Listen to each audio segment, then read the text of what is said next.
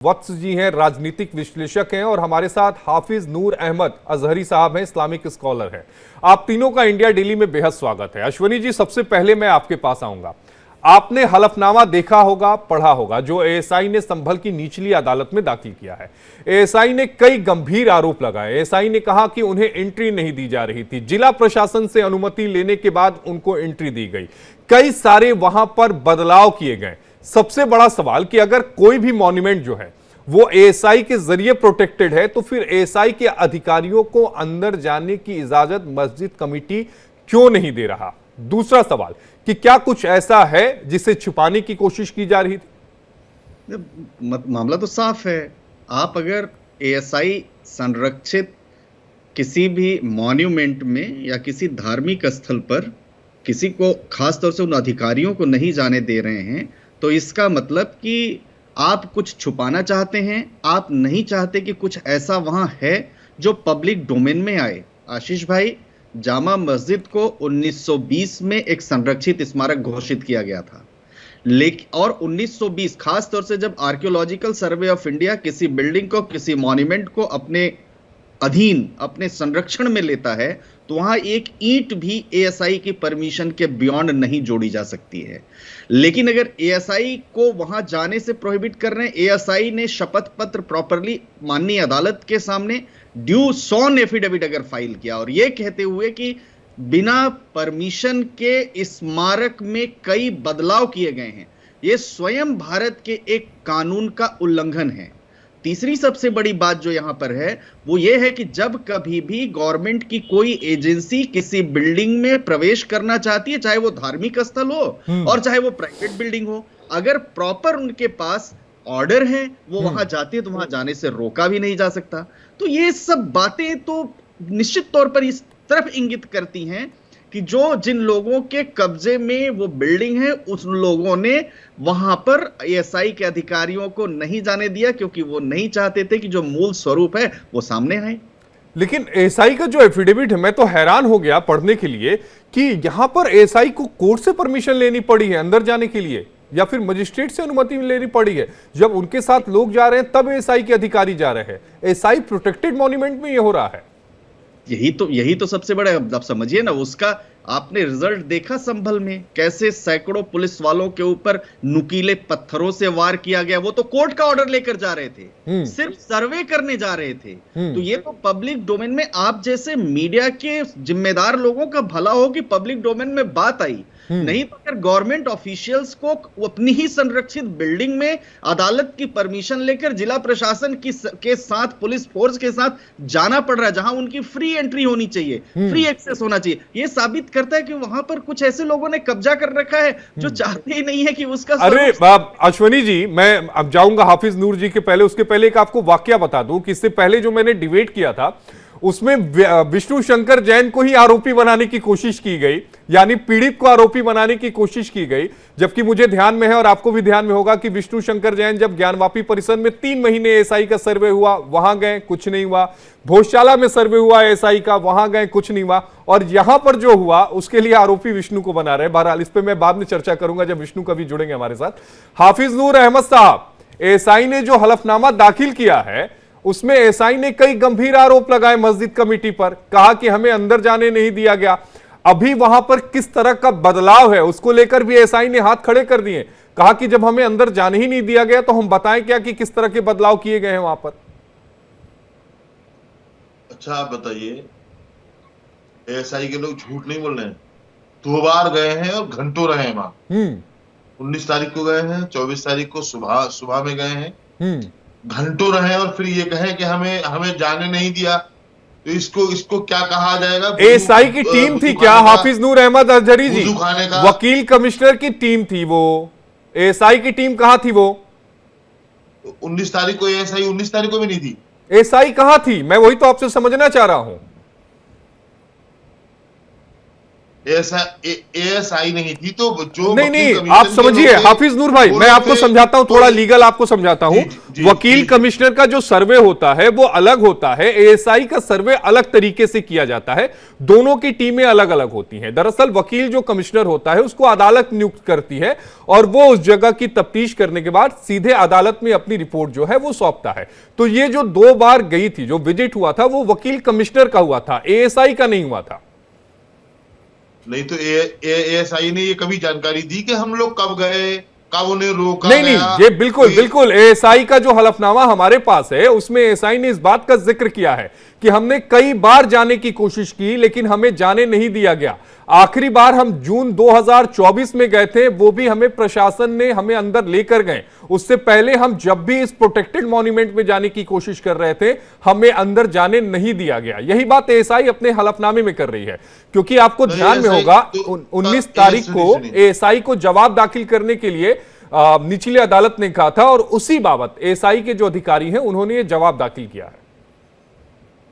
नहीं, मैं इस चीज को एएसआई इसमें कहीं ना कहीं दबाव में है। एएसआई कहीं ना कहीं एएसआई पर मतलब एक तरह से मतलब प्रशासनिक दबाव है जो इस तरह की बात एएसआई कर रहा है। एएसआई जब ये वकील कमीशन के लोग जा सकते हैं तो वो क्यों नहीं जाएंगे भाई? वकील कमीशन, वही तो मैं कह रहा हूं कि वकील कमीशन जो- अदालत जो के आदेश के देश बाद की गए, धरोहरें हैं, लेकिन एएसआई देश को की अदालत के धरोहरें हैं। आदेश की जरूरत नहीं है जब वो प्रोटेक्टेड मॉन्यूमेंट है। अश्वनी भाई, आप इसका अरे जवाब साहब, दीजिए। प्रोटेक्टेड मॉन्यूमेंट में पुरातत्व जाने के विभाग लिए जो है, अदालत या मजिस्ट्रेट की पुरातत्व जरूरत विभाग क्यों में- आन पड़ेगी? अनम्यूट करिएगा अश्वनी जी अपने आप को। कब्जे में आप सिर्फ उसके कस्टोडियन है, आप सिर्फ उसके सिर्फ और सिर्फ आपको अपने रिलीजियस ऑब्जर्वेंसेस को परफॉर्म करने का अधिकार है। वो बिल्डिंग अपने आप गवर्नमेंट में आ गई, वो एएसआई प्रोटेक्टेड मॉन्यूमेंट है। एएसआई प्रोटेक्टेड मॉन्यूमेंट में कोर्ट की परमिशन, पुलिस की परमिशन की जरूरत, ऑफिशियल्स जब भी चाहे वो अपनी एंट्री करके अपना ऑर्डर लेकर के वो खुद भी जा सकते हैं, अपने उनकी जो फॉर्मेलिटीज होती है पूरी करके। और वो ये कह रहे हैं कि कई ऐसे संशोधन बिल्डिंग के अंदर किए गए जो कि हमारी मर्जी के बिना, हमारे बिना आए और हमें वो देखने नहीं दे रहे थे। यानी ऐसा क्या संशोधन आपने किया, ऐसी कौन सी चीज वहां पर थी जब 1920 में उस जगह को एएसआई को संरक्षित किया, उस समय के स्वरूप से लेकर अब तक आपने जो संशोधन किया बिना किसी मर्जी के? आपको तो संशोधन करने का अधिकार नहीं था। वो अधिकार सिर्फ और सिर्फ अगर किसी को था तो एएसआई को था। अगर आपको कुछ करना भी होता है, जो एएसआई का जो नियम है उसमें एएसआई की मंजूरी जरूरी होती है और जब आप करते हैं तो वहां पर एएसआई के अधिकारी होते हैं। आलोक वत्स जी, आपने एएसआई का हलफनामा पढ़ा होगा। एएसआई ने कई गंभीर आरोप लगाए हैं मस्जिद कमेटी के ऊपर। एक चीज मैं आपको बड़ा स्पष्ट कर दूं आशीष जी, कि ये जो मस्जिद कमेटी के लोग हैं और उनको बैकअप करने वाले लोग हैं, उनके गतिविधियों से ये साफ साफ प्रतीत होता है कि लोकतंत्र में इनका कहीं से कोई विश्वास नहीं। ये जितनी भी प्रक्रिया एएसआई कर रहा था वो totally with in the purview of democracy था। उनके ही द्वारा प्रोटेक्टेड मूवमेंट है वो। They can make movement in this building 24 hours anytime without anybody's permission. उनको इन्होंने रोक दिया। और अब ये बातें कर रहे हैं कि एएसआई, नूर अहमद साहब कह रहे हैं कि एएसआई झूठ बोल रहा है। बताइए। हाफिज नूर भाई, आप जवाब दीजिएगा। हलफनामा दायर किया है, एक ओथ दायर किया है और उसको ये झूठ कह रहे हैं। अरे कुछ तो थोड़ा तो शर्म कीजिए कि ऐसी बातें ना बोलिए एएसआई के बारे में। एएसआई ही डिसाइड करेगा नूर अहमद साहब कि यहाँ मंदिर था कि मस्जिद था, सर्वे उसी का सर्वे पे डिसीजन आएगा। और जितने ज्ञान व्यापी पे भी एएसआई का ही सर्वे को कोर्ट मान्यता दे रही है। आप भूल रहे हैं। सुन ले, हमें भी सुन ले साहब। हाँ, मैंने आपको कहा हाफिज भाई, आप अपना जवाब दीजिए। हमने 2003 में भी बाबरी मस्जिद का एएसआई का सर्वे की रिपोर्ट हमने पढ़ी है, देखी है, और 2010 की भी देखी है। 2019 में जो माननीय सुप्रीम कोर्ट ने कहा है उसको भी हमने पढ़ा और सुना और देखा है। सुप्रीम कोर्ट के वकील साहब बैठे हैं, जवाब दें। माननीय सुप्रीम कोर्ट ने कहा है कि एएसआई साबित ही नहीं कर पाया कि बाबरी मस्जिद किसी मंदिर को तोड़ करके बनाई गई।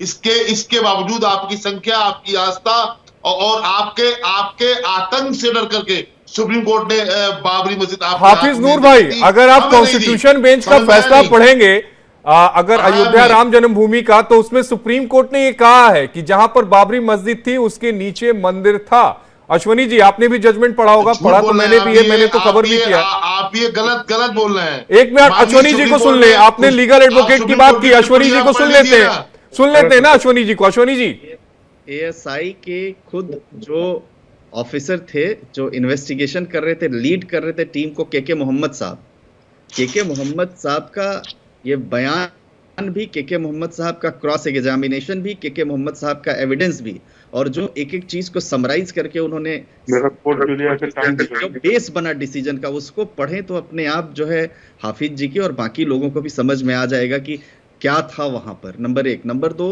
संभल का भी मुद्दा है। बिल्कुल गलत बात कर रहे हैं। नंबर 3 सुप्रीम कोर्ट ने खुल करके कहा 1949 में वहां नमाज पढ़ी जाती थी। जब माननीय सुप्रीम कोर्ट ने कहा जो वहां मूर्तियां रखी गई वो अपराध था। माननीय सुप्रीम कोर्ट ने कहा जो वहां ताला खोला गया वो अपराध था। माननीय सुप्रीम कोर्ट अरे नूर भाई संभल पे बात कर लीजिएगा, नहीं तो डिबेट का टॉपिक भटक जाएगा। संभल पे बात कर लीजिए ना। नहीं, गलत। माननीय वकील साहब गलत बातचीत करेंगे तो थोड़ा सुनेंगे बैठ के। मैं इनको जवाब दे देता हूं। एक बार आप जवाब दे दीजिए अश्वनी भाई। इलाहाबाद हाईकोर्ट की लखनऊ बेंच, जिसमें जस्टिस सुधीर अग्रवाल भी थे, और वो जो 14,000 पेज की जजमेंट है, आज तक दुनिया की सबसे बड़ी जजमेंट है। उस जजमेंट में 3 जजेस थे, एक मुस्लिम जज भी थे और 2 हिंदू जज थे। उन्होंने 2.77 एकड़ जमीन का जो फैसला किया था, जो बेस बना था सुप्रीम कोर्ट की 5 जजेस बेंच के सामने राम जन्मभूमि के केस में, वो अपने आप में इतना सिग्निफिकेंट थी जजमेंट। उस जजमेंट में सारे एविडेंसेस को कंसीडर करने के बाद एएसआई की सारी रिपोर्ट, वो जो विजिटर्स आए थे उस समय, उन विजिटर्स ने जो लिखा, सबको लेने के बाद, और पिक्टोरियल था, उसको देखने के बाद वो निर्णय आया। वो निर्णय छोटा मोटा निर्णय नहीं है। उस निर्णय को सिर्फ एक लाइन कह देने से, वॉश आउट कर देने से बात हो जाएगी। उस निर्णय को माना किसने नहीं? Honourable justice Sudhir Agrawal, national, उस निर्णय को किसने नहीं माना था साहब? प्रिंसिपल बेंच में जुडिशियल मेंबर है उस जजमेंट का, और वो जजमेंट ऑनलाइन भी बात कर रहे हो आप, वो सिविल सूट की तरह डिसाइड हुई है। एक एक तथ्य को, एक एक एविडेंस को, एएसआई की एक एक रिपोर्ट और एक एक इन्वेस्टिगेशन को साफ तौर से कहा गया। कुछ जो मीनार है वहां पर, जो सीता रसोई का एविडेंस मिला, जो वहां पर मंदिर के नीचे उसके नीचे अवशेष खंबे मिले, सनातन धर्म की संस्कृतियों के निशान मिले, तमाम चीजें थी एएसआई के एविडेंस में। कहीं क्यों आप रहे हैं? माननीय सुप्रीम कोर्ट ने क्या कहा वो बताइए ना आप। और 5 हाईकोर्ट की बात आप कर रहे हो। हाईकोर्ट का फैसला ही खारिज कर दिया गया। हाईकोर्ट ने तो 3 हिस्सों में बांट दिया था। 5 फिर उसको क्यों नहीं माना गया? कुछ वो तो पूरी की पूरी मस्जिद छीन ली गई हमसे।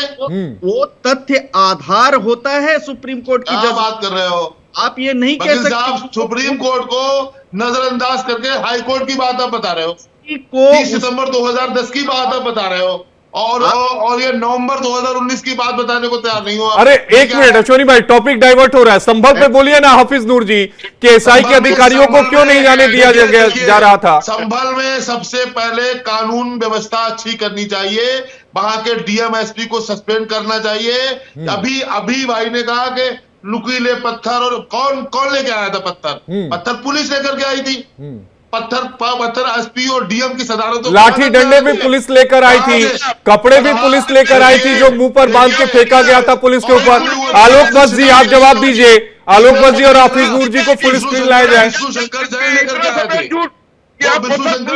के आए थे। क्या बात कर रहे हैं? विष्णु शंकर जैन लेकर के आए थे, जो लोग नारेबाजी कर रहे थे। उन्हीं के मुंह में कपड़ा था बंधा हुआ। कपड़े बांधने वाले पुलिस लेके आई थी। पूरे हिंदुस्तान के अंदर कहीं पे पत्थर लेके जाती है पुलिस। आप हाजी होकर इतना झूठ बोल रहे हैं। ख्याल रखिए, झूठ बोलने का। आप कहने को इस्लामिक बोलते हैं, आप कहीं से इस्लामिक टोलर के लायक हैं क्या? आप इतना बड़ा झूठ बोल रहे हैं टेलीविजन पे बैठ के कि पुलिस पत्थर लेके आई थी। असल में आप इतना झूठ बोलते हो, इतना बोलते हो कि आपको अपना झूठ भी सच लगने लगता है। पूरा हिंदुस्तान आपके झूठ को सुन रहा है। आपको हाफिज कहना लोग बंद कर देंगे इस तरीके का अगर झूठ बोलिएगा तो। आप पता नहीं कहाँ से राजनीति की वजह से बन के आ गए। भारतीय जनता पार्टी के पक्ष में बैठे तो प्रवक्ता ने लिखी अपने आप को, इस तरीके का पार्टी का प्रवक्ता लिखी अपने आप को। आपसे मेरा विनम्र प्रार्थना है, इस तरीके का झूठ मत बोलिए आप। जनता को पुलिस पत्थर लेके आई थी, कल कहिएगा पुलिस बम लेके आई थी, कल कहिएगा पुलिस वहां पे बलवा कराने आई थी, अगर शांति के लिए आई थी, पुलिस वहां लॉ एंड ऑर्डर के लिए आई थी, पुलिस वहां सर्वे कराने आई थी। पुलिस क्यों पत्थर मारेगी और किसको पत्थर मारेगी जो पत्थर लेके आई थी? बात कर रहा झूठ बोल रहे हैं, सफेद झूठ बोल रहे हैं, बिल्कुल गलत बात बोल रहे हैं आप। आप किस बात के हाफिज है? क्या यही अल्लाह ने आपको सिखाया? झूठ बोलो। आप जैसे बहरूपियों का अल्लाह के यही तालीम दी है, अल्लाह के बंदे होके झूठ बोलो। ये आपसे झूठ आपका चलने वाला नहीं है। पुलिस आई थी एएसआई का सर्वे कराने, पुलिस आई थी कोर्ट के ऑर्डर की तामील कराने, पुलिस वहां पत्थर लेके पत्थर मारने नहीं आई थी। झूठे आदमी कहने को इस्लामी के स्कॉलर है, आपने अनपढ़ गंवार आदमी मुझे एक मिनट हाफिज नूर भाई, एक मिनट, आपके पास क्या सबूत है कि पुलिस वहां पत्थर लेकर आई थी? अच्छा, ये जो एक मिनट बस जी, नूर जी को सुन ले। नूर जी बताइए, सबूत बताइए। सारे कैमरे चल रहे थे, लाइए जरा शक्लें लाइए। तमाम एविडेंस है लोगों के पत्थर मारते, नूर भाई तमाम एविडेंस है, पत्थर बांध के मुंह पर पत्थर रख के मारते हुए तमाम एविडेंस है। इनको वहां का वीडियो क्लिप दिखाइए कि पुलिस पत्थर मार रही है या वहां के लोग पत्थर चला रहे हैं। पूरा आदमी या कहने को हाफिज है। अरे अल्लाह के नाम पर इतना झूठ मत बोलो, फासल में भेज दिए जाओगे अल्लाह के द्वारा, नरक मिलेगा, नरक दोजख में जाओगे ऐसी बातें करके। दिखा रहा बैठा हुआ अपनी उम्र को इनकी तो मुझे आवाज ही नहीं सुनाई दे रही है। एक दूसरे के ऊपर व्यक्तिगत ना हो, आलोक जी और नूर जी। मैंने कोई व्यक्तिगत बात नहीं कहा, मैंने कहा अल्लाह का यही तालीम मिलता है कि झूठ बोलो। भगवान यही सिखाता है मुझे कि झूठ बोलूं मैं। आपके प्रेस्टीजियस नेशनल चैनल पर बैठ के मैं बोलूं कि पुलिस पत्थर लेके आई थी, पत्थर मार दे। पूरे हिंदुस्तान में कहीं पर पुलिस ने पत्थर लेके गई है और पत्थर मारा है लोगों को। उनका आदमी झूठ बोल रहे हैं और झूठ बोल रहे हैं ऐसे आदमी को मैं कैसे मानूं? इनको कोई जानकारी नहीं है, जानकारी नहीं है। हाफिज नूर जी, फिर भी मानने को तैयार नहीं है। हाफिज जी, तस्वीरों पर आपके चल रही होगी, आप स्क्रीन देख रहे होंगे, पुलिस वालों पर पत्थरबाजी हो रही है, लगातार पत्थर फेंके जा रहे हैं। ये पत्थर पुलिस की तरफ से फेंके जा रहे हैं क्या? जो पुलिस जो पत्थर फेंक रही है वो आपको एक आप नया लॉजिक लेकर आए हैं, इससे पहले ये लॉजिक मैंने कभी सुना नहीं था। आज एक नया लॉजिक है कि पुलिस एक साथ पत्थर लेकर आती है, वो मारती है। देखिए गोलियां कौन चला रहा है? देखिए पत्थर, ये भी तो अरे आंसू गैस के गोले हैं भाई साहब, भीड़ को तितर बितर करने के लिए। चला रहा था बोली वीडियो लेके आइए ना, वो आपके पास होगी नहीं। अश्वनी जी, एक आखिरी सवाल मैं आपसे लेना चाहूंगा। एएसआई के इस हलफनामे के बाद, चूंकि मामला इलाहाबाद हाईकोर्ट में चलेगा ये तो तय है, लेकिन अगर एएसआई यही बात, चूंकि ऑन रिकॉर्ड ये बात है, हलफनामे में भी कहती है, तो जाहिर तौर पर यहां मस्जिद कमेटी को जवाब देना भारी पड़ेगा, क्योंकि अगर एएसआई प्रोटेक्टेड मॉन्यूमेंट है तो आपने जाने से क्यों रोका? देखिए, जो कुछ भी अनियमितताएं इस ऐतिहासिक धरोहर के समय उसके बदलाव में, उसके संशोधन में हस्तक्षेप हुआ, परिवर्तन हुआ, वो ये एफिडेविट जो रिटन स्टेटमेंट फाइल हुआ, वो साफ तौर पर इंगित करता है कि वहां अनियमितता हुई। और किसके द्वारा हुई? इंतजामिया कमेटी के द्वारा हुई। इंतजामिया कमेटी के लोगों को जवाब देना पड़ेगा।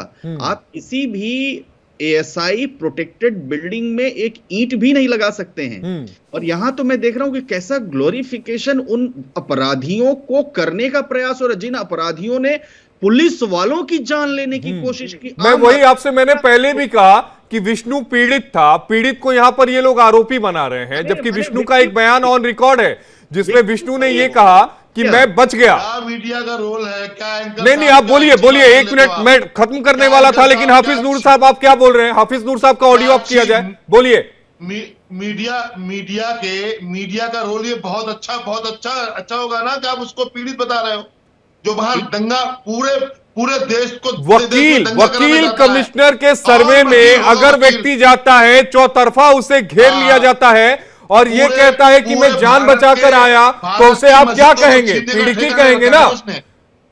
विष्णु अपने साथ क्या 10 लोगों को लेकर गया था क्या?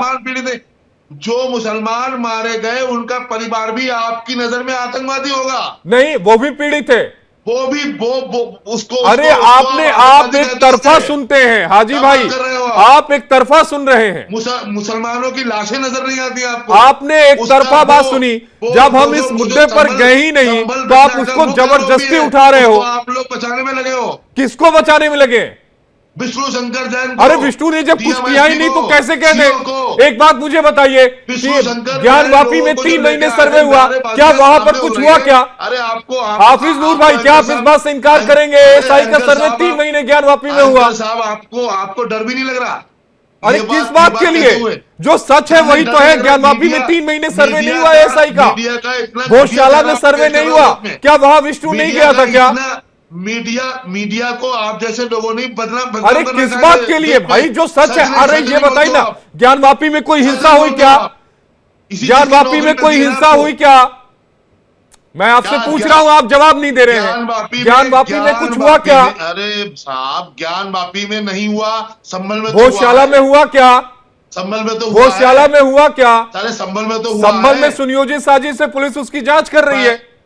जांच रिपोर्ट आ जाने दीजिए। खुद ही तो दोषी है। जांच आ जाने दीजिए। जैन और डीएमएसपी की क़यादत। अरे भाई, एक अलग से मजिस्ट्रेट इंक्वायरी के आदेश हो गए ना। अगर हाफिज नूर साहब आप उससे भी संतुष्ट नहीं है तो हाईकोर्ट में पिटीशन फाइल कर दीजिए। कोई न्याय मिलने वाला नहीं है। हाफिज भाई, आप अगर उससे संतुष्ट नहीं है तो हाईकोर्ट में पिटीशन फाइल करिए।